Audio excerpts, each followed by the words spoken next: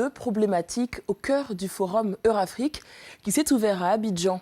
L'idée est de permettre aux firmes européennes d'investir en Côte d'Ivoire et de favoriser les transferts de technologies en faveur des entreprises ivoiriennes dans des secteurs comme l'énergie solaire. Ce n'est un secret pour personne, l'Afrique possède un potentiel en énergie renouvelable 1000 fois supérieur à ses besoins. Pourtant, un Africain sur 4 n'a toujours pas accès à l'électricité. Les autorités ivoiriennes en sont conscientes avec l'implication de plus en plus présente d'entreprises locales sur le marché. Oui, les entreprises locales sont impliquées. Pour certaines d'entre elles, elles sont en partenariat avec des entreprises internationales.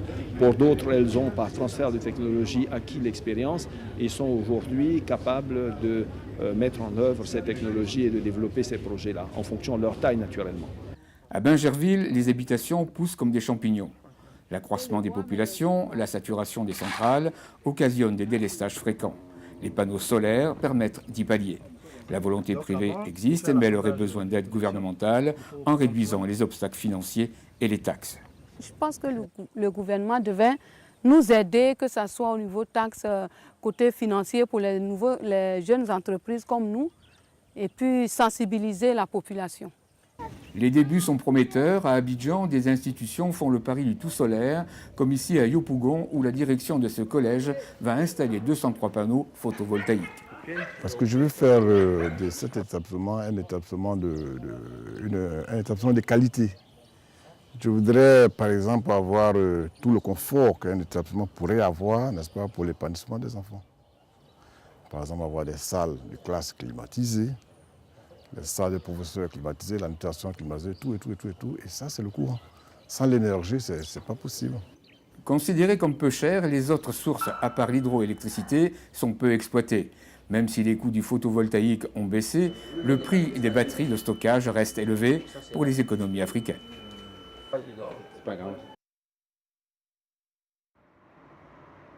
Sol en latin, hélios en grec, le soleil est une source inépuisable à l'échelle de l'humanité, ce qui lui vaut d'être classé parmi les énergies renouvelables, même si le soleil disparaîtra un jour.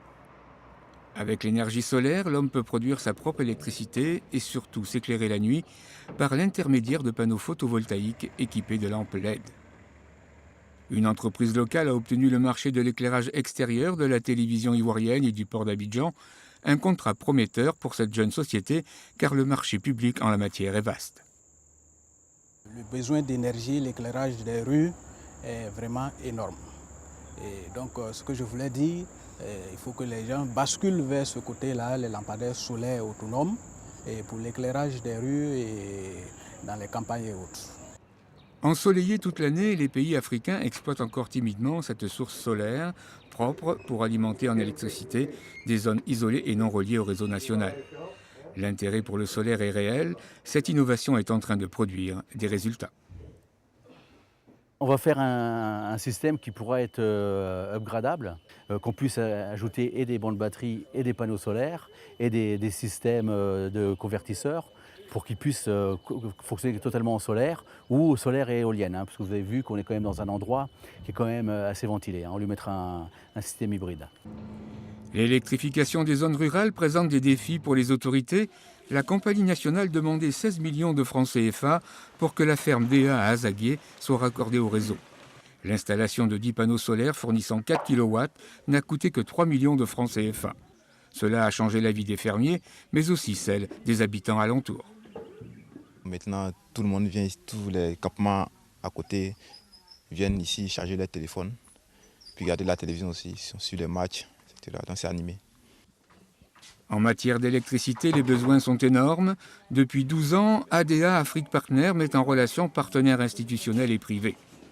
Rien que pour la Côte d'Ivoire, pour les 15 prochaines années, si les projets aboutissent, le financement s'élèvera à 9 500 milliards de francs CFA. La bataille de l'énergie pour tous est déjà commencée.